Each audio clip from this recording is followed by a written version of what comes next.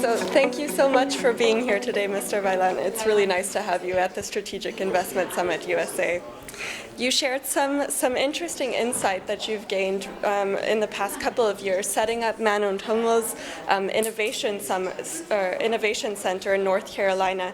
In your opinion, what are the main advantages for industrial companies that work with universities or in a university setting? Well, first of all, thank you for having me. It was a pleasure.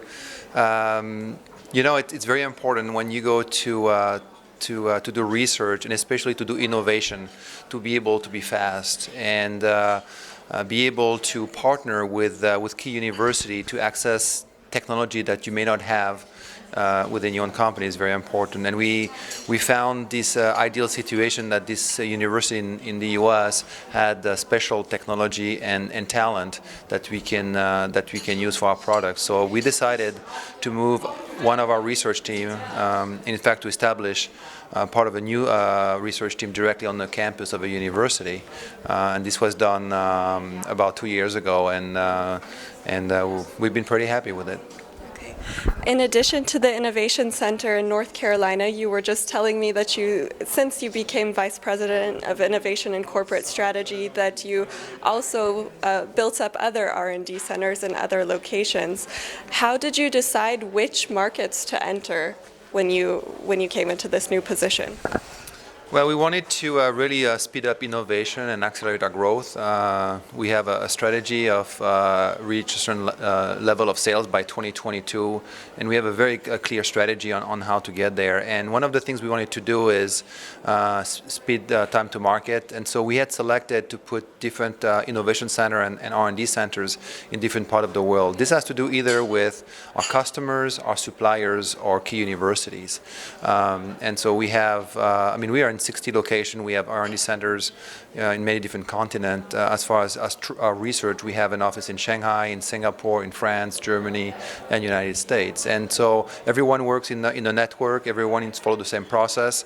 So we can actually even transfer project from one part of the world to the other in different phases. If we know like the basic research may be better in one place of the world, but the application better in another one because the customer is there or supplier, then we shift it, and then we're able to be much faster this way. And can you offer any advice to other companies that are looking to enter global markets with R&D? I think you have to, to challenge yourself. The world is changing.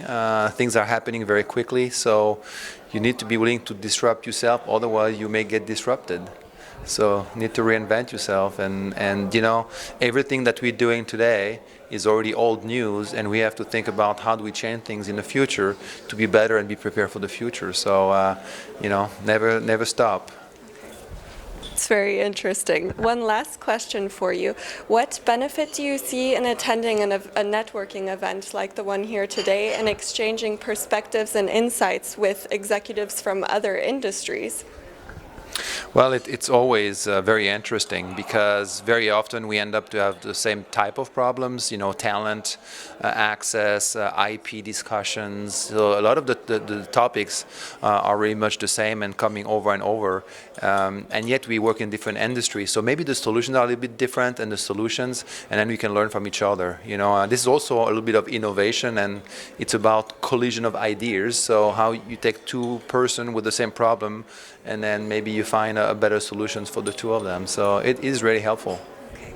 Thank you again for joining us here today, and I hope you walk away with some valuable connections and some valuable insights from others. Thank you very much. Thank you.